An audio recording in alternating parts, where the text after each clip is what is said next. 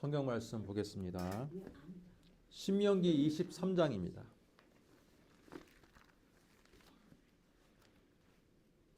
신명기 23장 1절에서 8절 말씀 보겠습니다.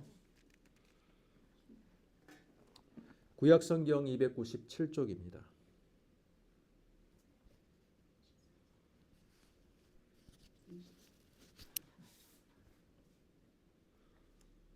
구약성경 297쪽 23장 1절에서 8절 말씀, 저와 여러분이 한 절씩 교독하겠습니다. 고안이 상한 자나 음경이 잘린 자는 여호와의 총회에 들어오지 못하리라. 사생은 저는 여호와의 총회에 들어오지 못하리니 10대 이르기까지도 여호와의 총회에 들어오지 못하리라. 암몬 사람과 모압 사람은 여호와의 총회에 들어오지 못하리니 그들에게 속한 자는 10대뿐 아니라 영원히 여호와의 총회에 들어오지 못하리라. 그들은 너희가 애굽에서 나올 때에 떡과 물로 너희를 길에서 영접하지 아니하고 메소포다미아의 부돌 사람 부올의 아들 발렘에게 뇌물을 주어 너희를 저주하게 하려 하였으나 내 하나님 여호와께서 너를 사랑하심으로 내 하나님 여호와께서 발람의 말을 듣지 아니하시고 내 하나님 여호와께서 그 저주를 변하여 복이 되게 하셨나니 내 평생에 그들의 평안함과 형통함을 영원히 구하지 말지니라. 너는 에돔 사람을 미워하지 말라. 그는 내 형제 이민이라. 애굽 사람을 미워하지 말라. 내가 그의 땅에서 객이 되었음이니라. 그들의 3대 후 자손은 여호와의 총회에 들어올 수 있느니라. 아멘. 자, 반갑습니다. 오늘 우리가 읽은 이 신명기 23장 이 말씀을 가지고 총회에 들어가는 조건이라는 제목으로 말씀을 듣도록 하겠습니다. 여러분, 총회란 말을 여러분 일상생활 가운데 들어보신 적이 있습니까? 총회. 저는 자주 듣는 말씀이거든요. 왜냐하면 제가 속한 교단 자체가 장로교 총회라는 단어를 많이 쓰는 교단입니다. 그리고 저희 교단을 대표하는 그 최고의 회의를 총회라고 그래요. 그래서 무슨 총회 모임, 총회 모임이 있다. 각 그 집 노회들 대표들이 모여서 전체적인 회의를 하는 것을 총회라고 말합니다. 뿐만 아니라 세상 사람들도 어떤 사단법인이나 일반 법인들 모였을 때 우리 1년을 결산하는 전체 회의를 총회라고 지칭하는 경우도 있습니다. 성경에서 말하는 총회라는 것은 무엇일까요? 여러분, 단순한 인간적인 모임이 아니에요.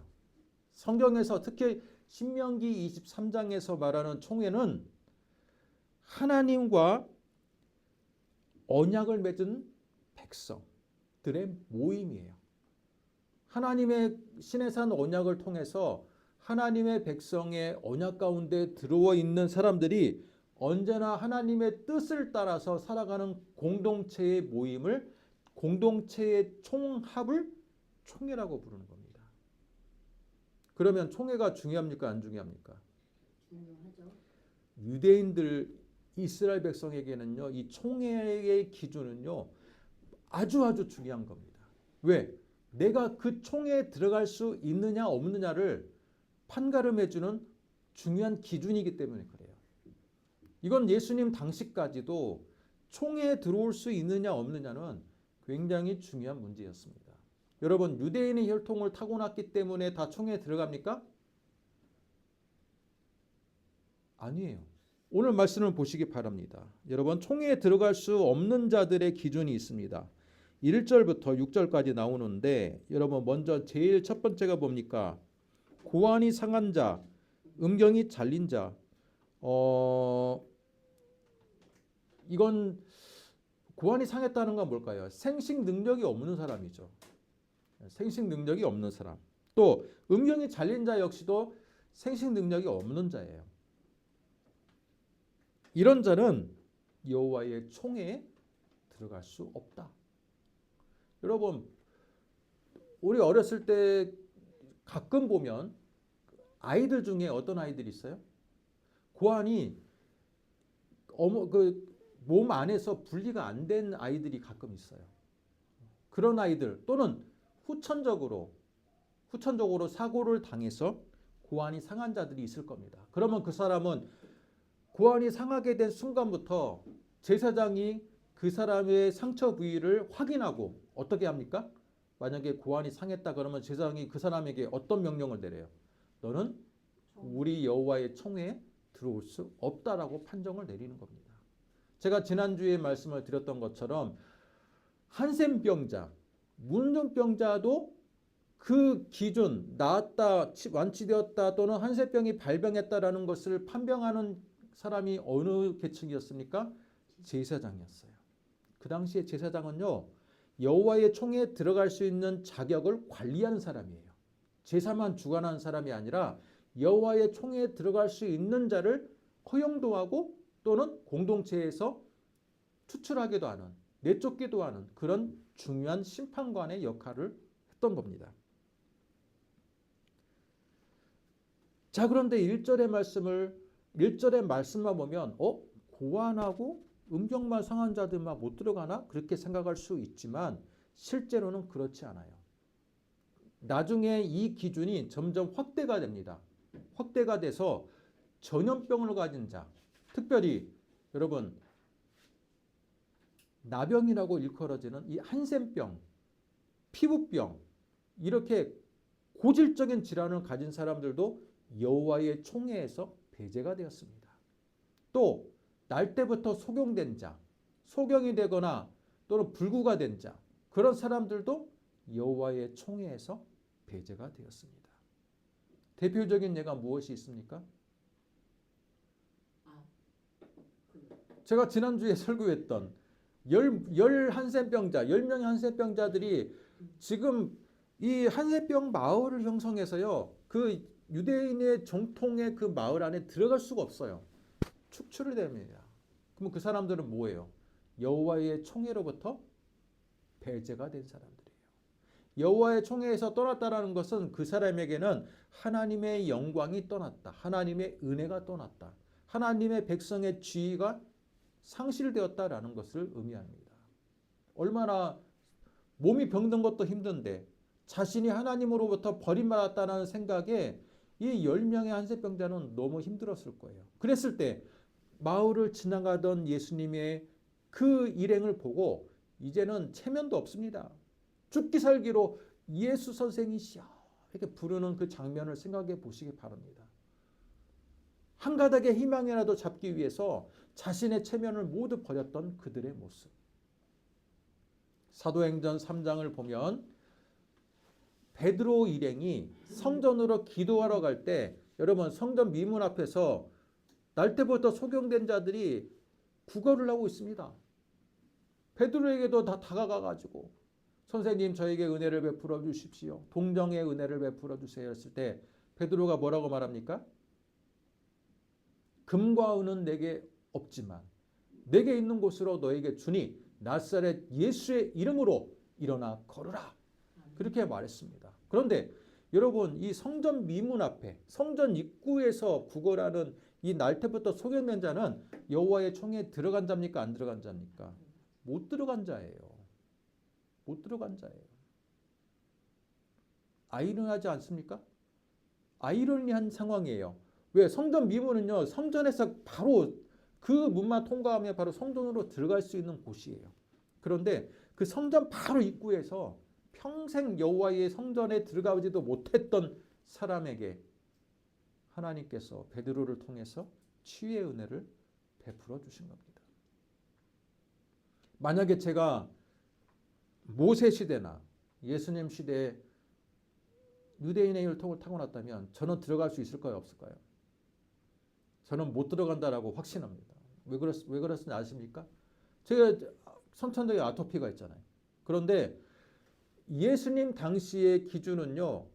아토피와 같은 이 고질적인 피부 질환을 뭘로 판단하냐면 나병, 한센병으로 판단합니다. 그 당시 한센병의 기준은요. 우리가 말하는 소위 문둥병이라고 말하는 그 정확한 그 균에 거기에 감염된 자가 아니에요. 그냥 고질적으로 피부 질환을 앓고 있는 사람들이면 뭐로 판명합니까? 제사장이 한센병으로 판정하는 겁니다. 그러면 저같이 고질적인 피부병을 갖고 있는 사람은 어떻게 됩니까? 여호와의 총회에 들어갈 수가 없어. 내가 아무리 유대인 혈통을 타고나도 들어갈 수가 없는 겁니다.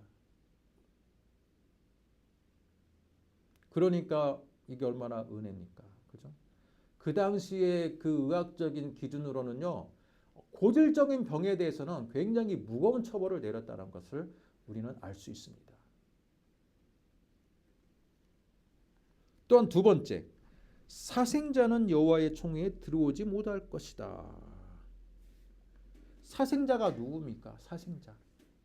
결혼하지 않고 하나 아버지를, 그렇죠. 아버지를 알 수가 없고, 아버지를 알 수 없는. 정확한 결혼 관계로 형성되지 않은 그 관계에서 낳은 자녀를 말합니다.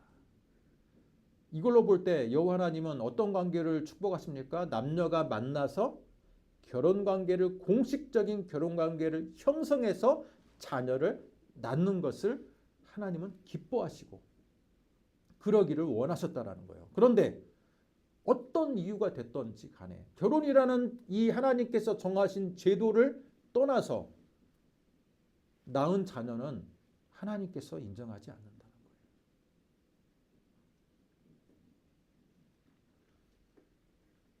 창세기 3장을 통해서 우리는 알 수 있습니다. 생육과 번성의 명령을 주셨던 여호와 하나님께서 남녀가 결혼 관계를 통해서 하나님의 형상을 받은 남녀가 결혼 관계를 통해서 생육하고 번성하고 하나님의 나라를 확장하는 관계가 결혼 관계예요. 그래서 이 하나님께서 결혼 관계를 통해서 이루어 나가라라고 말씀하고 있습니다. 여러분 3절부터 보시면요. 이제는 민족에 대해서 하나님께서 어떤 민족은 긍휼을 베풀고 어떤 민족은 긍휼을 베풀 수 없다라는 기준을 주십니다. 긍휼을 받지 못한 민족의 기준이 무엇입니까? 성경을 보세요. 3절 암몬과 모압 사람은 여호와의 총에 들어오지 못할 것이다. 그들에게 속한 혈통은 10대뿐 아니라 영원히 여호와의 총에 들어오지 못할 것이다. 여러분 암몬과 모압이 무엇을 잘못했기에 10대를 넘어서 영원히 하나님의 이 백성의 바운더리 안에 못 들어온다는 이 하나님의 엄중한 명령은 과연 어떤 이유 때문에 그럴까요? 이스라엘의 백성에게 잘 해주면 안 해주면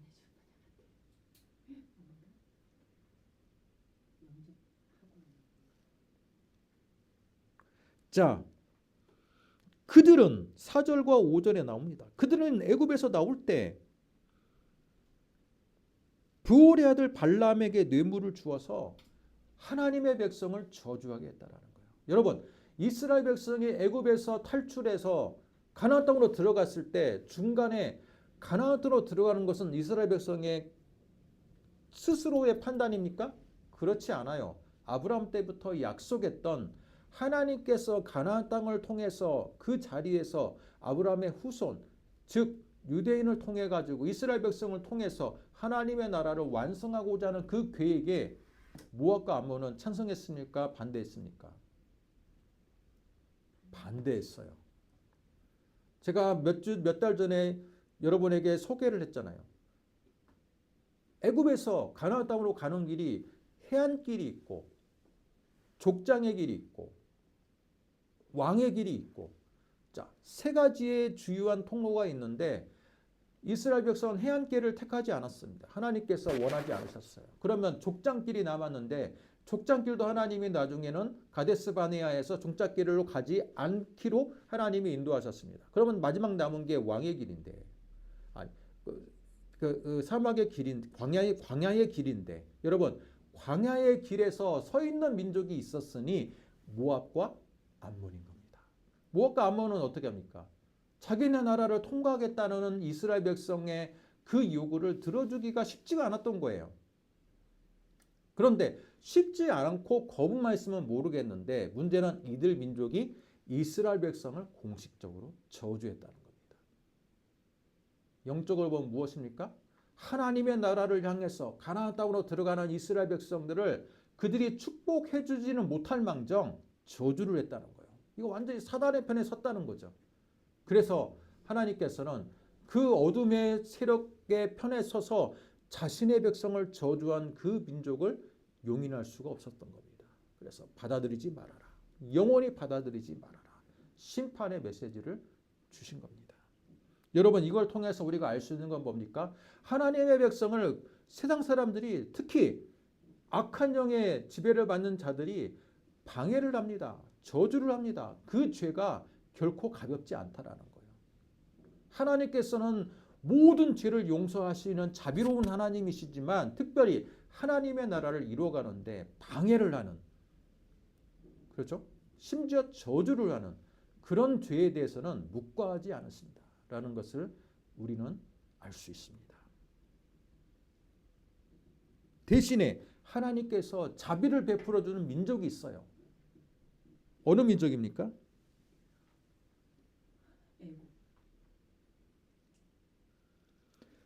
그들은 너희가 애굽에서, 잠깐만요. 그러나 7절부터 보세요. 7절. 너는 에돔 사람을 미워하지 말라. 그는 내 형제이다. 또한 애굽 사람을 미워하지 말라. 내가 그 땅에서 객이 되었습니다. 여러분, 모압과 암몬은 저주를 받았지만 하나님이 긍휼을 베풀어 주는 민족은 무엇입니까? 에돔과 애굽이에요. 에돔은 무엇입니까? 에돔의 여러분 조상이 누굽니까? 에돔의 조상을 거슬러 올라가면 가인이 아니죠. 에돔이 거슬러 올라가면요, 쌍둥이였던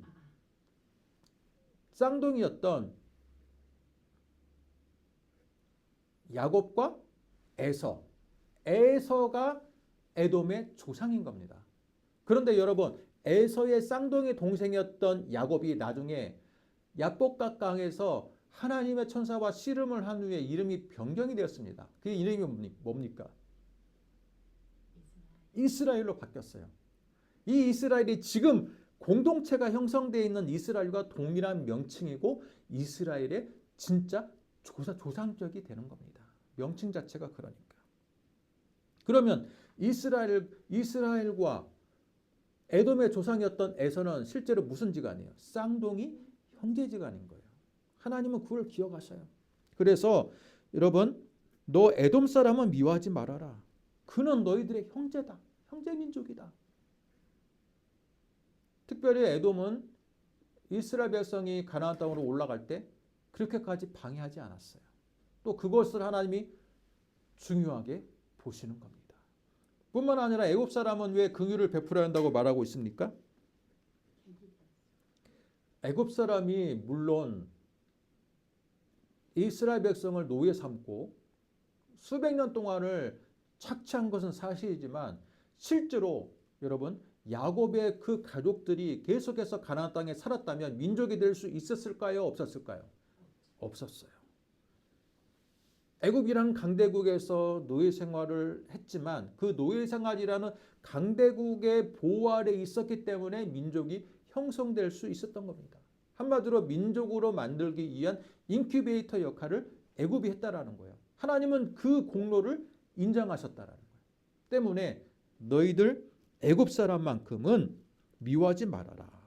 너희들이 그 땅에서 민족을 형성할 수 있는 중요한 보호자의 역할을 했기 때문이다. 그러면서 그들의 3, 4대 후 자손은 여호와의 총에 들어올 수 있다.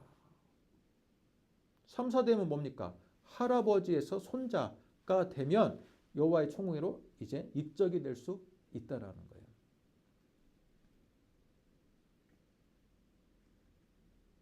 이를 통해서 알 수 있는 것은 하나님은 긍휼을 베풀 자에게 긍휼을 베푸시고 또한 저주할 자에게 저주를 하시는 거예요.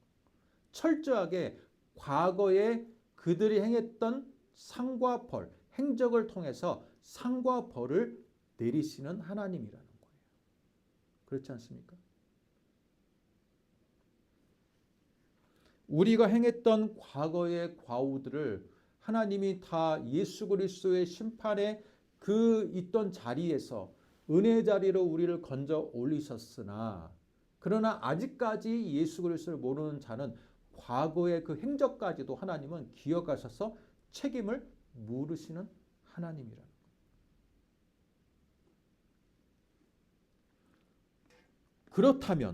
그렇다면 여러분 실제 역사를 통해서 모압과 암몬 사람은 여호와의 총회에 들어올 수 없었나요? 이건 지금 모세가 여호와 하나님의 계시를 통해서 그가 최후의 이스라엘 백성에게 남긴 유언과 같은 설교 말씀인데 이것을 그 이후에 여러분 그 이후에 역사를 되짚어 본다면 모압과 암몬 사람은 여호와의 총회에 들어올 수 없었습니까? 모압 사람 중에 여러분이 알고 있는 사람 누가 있습니까? 암몬 사람 중에 여러분이 알고 있는 사람이 누가 있습니까?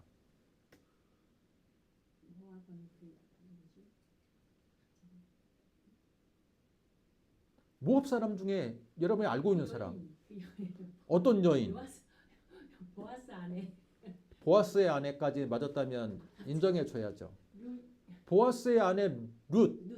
여러분 룻은요 모압 여인이에요. 모압 여인.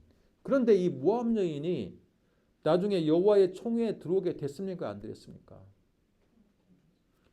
여호와의 지금 모압 여인이었지만 시어머니 나오미를 따라서 자신의 민족을 버리고 가나안 땅으로 들어왔어요. 그리고 시어머니의 권고를 통해서 보아스와의 결혼을 통해서 그가 자녀를 낳았으니 그가 나중에 다윗 왕의 조상으로 포함이 된 거예요. 하나님의 은혜의 자리로 들어오게 된 겁니다. 모압 여인일지라도 믿음이 있으면 믿음의 조상으로 들어올 수 있게 된 거예요. 오늘 신명기 23장의 말씀이 엄격하게 지켜졌다라기보다는 하나님의 기본 원칙을 정해 주신 거예요. 근데 이 원칙이 나중에 여러 가지로 많이 확대가 되어서 여러분 신체 불구자들은 다 이제 여호와의 총회에 못 들어오게 되는 겁니다. 여러분 신체 불구자만 여호와의 총회에 못 들어옵니까? 그렇지 않아요. 목자들 같은 사람들도 여호와의 총회에 못 들어갑니다. 왜 그런지 아세요? 우리가 알고 있는 목자는 어때요? 성화를 통해서 양을 이렇게 딱 안고 있고 자비로운 모습으로 딱 살고 있잖아요. 우리가 볼 때는 목자가 굉장히 대우받는 직업처럼 느낍니다. 그러나 예수님 당시나 과거 구약시대 당시의 목자는요. 제대로 사람 취급을 못 받았어요. 왜? 여호와의 총회에 들어가기 쉽지 않은 직업인 거예요. 왜 그렇습니까? 이스라엘의 3대 절기, 안식일, 정기적인 성막이나 성전을 방문해 가지고 이 제사 그들만의 여호와 하나님께 드리는 이 절기를 지킬 수 있어요, 없어요? 목자는 절기를 따라서 양들을 이동합니다. 스텝 지역을 돌아다니면서 여러분 풀들이 있는 지역을 돌아다니기 때문에 안식일을 지킬 수가 없어요. 안식일을 지킬 수가 없어요. 3대 절기 지키기 쉽지 않아요. 그러면 아무리 신체가 멀쩡해도 유대인 이스라엘 백성들 공동체에서 뭐라고 봅니까? 아, 쟤네들은 절기조차 안식일조차 지키지 못하는 애들이야. 그래서 굉장히 목자를 멸시합니다. 예수님 당시에도 목자회라는 이 사회적인 위치는요 최하층민이에요. 또한 어부 같은 사람 뿐만 아니라 여러분 특히 원양어선 같이 멀리 항해하는 사람 그 사람들을요 그런 직업 가진 사람들을 인정하지 않았습니다. 왜 그렇습니까? 그 사람들 역시 절기를 못 지키고 안식일을 못 지키고 특히 뱃사람들이 어떤 거 합니까? 미신을 많이 믿잖아요. 그렇기 때문에 여호와의 총회에서 배제가 되었습니다. 그들의 기준은요 질병의 기준도 있지만 직업적인 기준도 있었던 거예요. 직업적인 기준도 있었던 겁니다.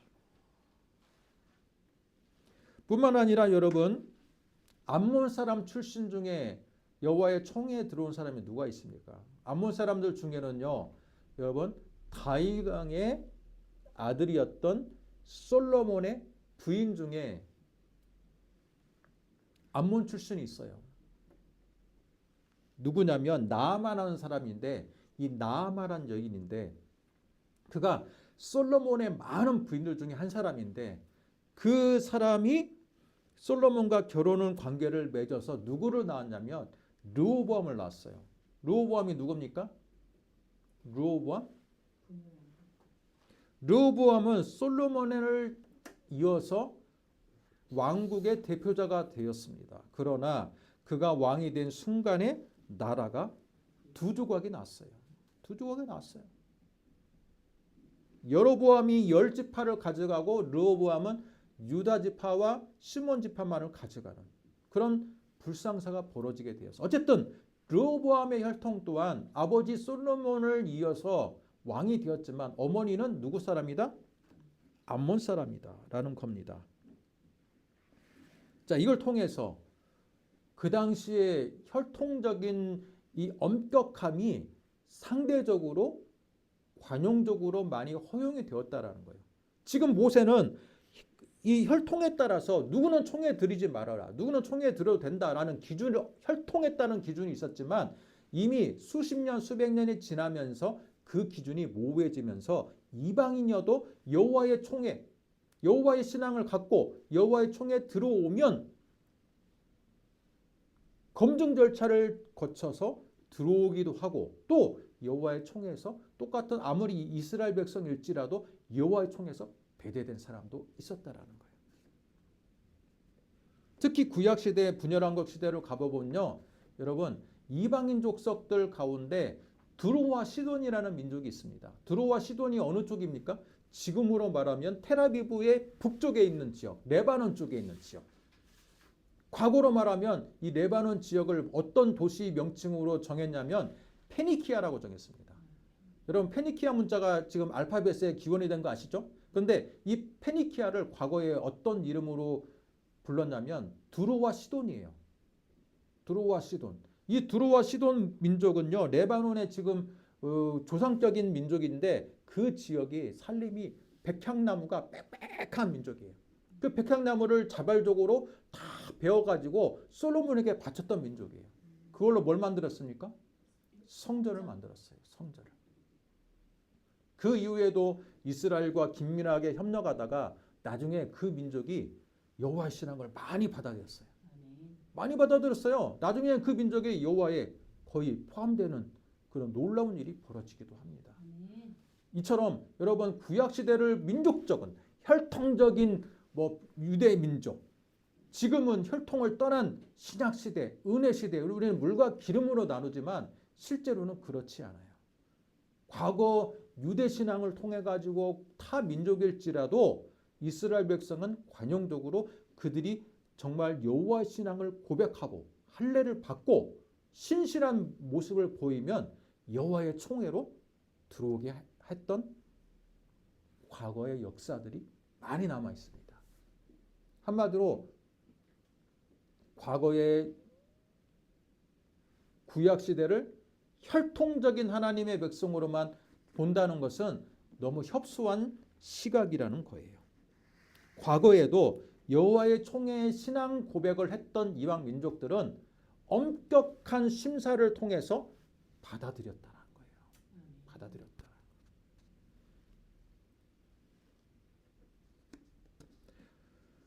하지만 신약 시대로 돌아오면 어때요? 이제는 민족의 기준조차 필요하지 않아요. 야, 너는 어느 혈통이야? 너는 어느 민족의 혈통을 타고났니? 그 자체도 필요하지 않아요. 중요한 건 뭡니까? 예수 그리스도의 피로 네가 하나님의 은혜를 받았느냐? 죄사함의 은혜를 받았느냐? 모세 시대의 기준으로는요, 우리는 정말 하나님의 총에 들어가기가 쉽지가 않아요. 그렇지 않습니까? 모압과 암몬은 그래도 주변에 있는 민족이잖아요. 페니키아도 주변에 있는 민족이잖아요. 근데 우리는 동양에 아주 외떨어져 있는 민족이 정말 어느 정도의 긍휼을 입어야 이 유대인으로 들어갈 수 있을까요? 민족의 거리가 너무 차이가 커요. 그러나 예수님을 통해서 민족적인 기준 이제 필요 없다. 이제는 믿음과 은혜다. 아멘. 너희 안에 성령이 있고 너희 안에 진정으로 예수 그리스도를 통한 죄 사함의 은혜가 있느냐가 이제는 하나님의 백성의 기준이 되는 시대를 살고 있습니다. 그게 바로 은혜죠. 그게 바로 은혜예요. 자, 오늘 말씀을 통해서 우리는 하나님의 총회에 들어갈 수 있는 기준을 이제는 어떻게 보면 되겠습니까? 1절을 통해서는 육신의 상한 자는 총회에 못 들어간다 했으나 이걸 우린 영적으로 해석하면 무엇입니까? 여러분 안에 뭐 아토피가 있습니까? 또는 여러분 안에 무슨 뭐 어떤 암이 있습니까? 또는 어떤 고질병이 있습니까? 그것 때문에 여호와 하나님 백성에 못 들어갑니까? 그게 아니에요. 이 말씀 1절이 우리에게 주는 교훈은 뭡니까? 겉으로 드러나는 질병이 영적으로 해석한다면 내 안에 있는 이 삶의 상태, 즉 내가 얼마나 불순종하고 있는 모습이 있는지가 총에 들어가는 기준이 될 수 있다는 거예요. 이미 예수 그리스도로 인해서 내 안에 있는 쓴뿌리들 또는 아직까지 남아있는 그 죄악들이 얼마나 해결되었는지가 예수 그리스도의 총에 들어갈 수 있느냐 들어가지 못하느냐의 기준이 될 수 있다는 거예요. 그렇기 때문에 우리는 엄격한 제사장을 통해서 우리가 신체 검사를 받고 점검을 받았던 과거의 구약의 백성들처럼 우리 역시 스스로를 점검을 해야 돼. 내가 말씀으로 얼마나 제대로 여호와 하나님 백성답게 서고 있는지를 여러분 스스로 점검을 통해서 내가 여호와의 총회에 들어가 있는지 안 들어가 있는지를 우리가 판별을 해야 된다는 거예요. 판별을 해야 돼. 교회라는 바운더리 안에 있기 때문에 무조건 하나님의 총회에 들어간 게 아니라는 거예요. 스스로 이제 내가 얼마나 경건의 삶, 얼마나 깨끗한 삶 가운데 있는지가 중요한 시대가 되었다라는 겁니다. 뿐만 아니라 공동체의 중요성을 말해주고 있어요. 지금 시대는 개인주의 시대이기 때문에 여러분 개인 구원이 중요한 시대잖아요. 너 예수 믿니? 너 성령 받았어? 그렇게 하고 네 안에 뭐 천국에 대한 소망이 있니? 그걸 통해 가지고 하는 질문의 특징이 뭡니까? 너무 개인주의적이에요. 그렇지 않아요? 개인이 구원을 받았느냐 안 받았느냐가 중요한 시대. 그러나 구약 시대로 돌아가 보면요. 구약 시대는 너 개인적으로 하나님 믿니? 그게 중요한 질문이 아니에요. 뭐예요? 네가 여호와의 총회 안에 이 전체 그 그룹 가운데 있느냐가 중요한 거예요. 소속이 중요한 거예요. 소속이. 공동체가 네가 얼마나 공동체 안에 문제를 일으키지 않고 잘 조화롭게 공동체 안에 있느냐가 중요한 거예요. 하나님께서 신체 불구자들 또는 타 민족을 엄격하게 금지한 이유가 뭡니까? 이스라엘의 공동체 안에 공동체 질서를 깨뜨리는 자가 지금 배제가 되는 거거든요.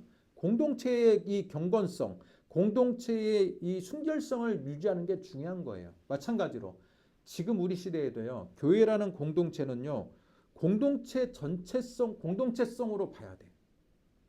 너 개인적으로 구원 받았느냐 못 받았느냐가 중요한 게 아니라 어떻게 보면 하나님은 이 교회라는 공동체가 얼마나 거룩성을 유지하냐가 그거 개인의 구원 못지않게 중요하게 보고 있다라는 거예요.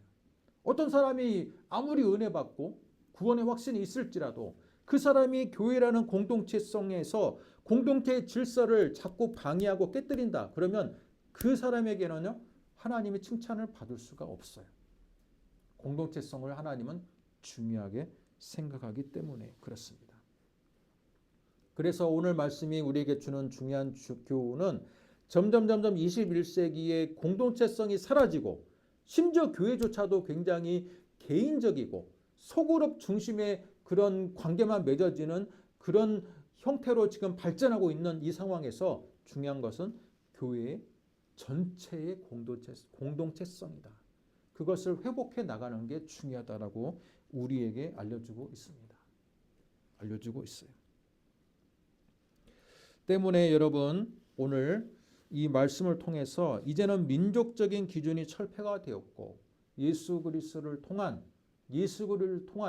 구원의 질서가 새로운 시대가 형성이 되었지만 지금도 우리에게 하나님이 요구하는 건 뭐다? 교회의 거룩성 안에 내가 얼마나 이 거룩성을 하는데 공동체성으로 잘 협조하고 있고 협력하고 있는지 중요합니다. 또 내가 스스로 총회에 들어가기 합당한 삶을 살고 있는지 내 자신을 스스로 점검하고 되돌아보는 것을 오늘 말씀은 우리에게 요구하고 있다라고 볼 수 있습니다.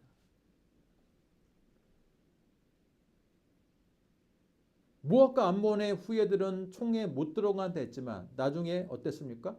룻과 같은 신실한 여인은 총회에 들어갈 수 있어요. 아멘.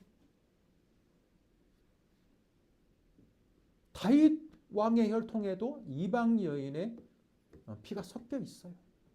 순수한 혈통적으로 유대인들이 하나님의 백성에 들어가는 게 아니라 순수한 신앙의 고백이 하는 사람들이 모여서 하나님의 나라는 완성이 되어 간다라는 거예요. 두로와 시돈의 민족들이 회개해서 유대인의 민족에 나중에 편입되었던 것처럼. 그러나 유대인의 혈통을 타고났지만 포로기 이후에 혼혈 정책으로 인해서 종교적인 혼합이 되어서 사마리아로 떨어져 나간 백성들도 무지기수로 많습니다. 중요한 건 뭡니까? 혈통이 중요한 게 아니라 내 믿음의 정체성이 중요하다. 지금 우리 시대에도 믿음의 정체성에 대해서 여러 가지 많이 시험을 하는 요소들이 많이 있습니다. 직장이나 사업터에서 사회적으로 지금 예수 믿는 사람들이 참 정말 힘든 시기를 살고 있어요. 그랬을 때 나는 어떤 정체성을 가지고 얼마나 하나님의 총회 안에 들어갈 수 있는 자격을 유지할 수 있는지 개개인에게 주어져 있는 하나님의 거룩한 과제이자 숙제인 줄 믿습니다. 아멘. 여러분은 그 과제에 응답하시며 살아가시기를 주님의 이름으로 축복합니다. 아멘. 기도하겠습니다. 은혜와 사랑을 감사합니다. 신명기 23장을 통해서 총회에 들어가는 조건이라는 제목으로 우리는 말씀을 들었습니다. 하나님은 지금도 거룩한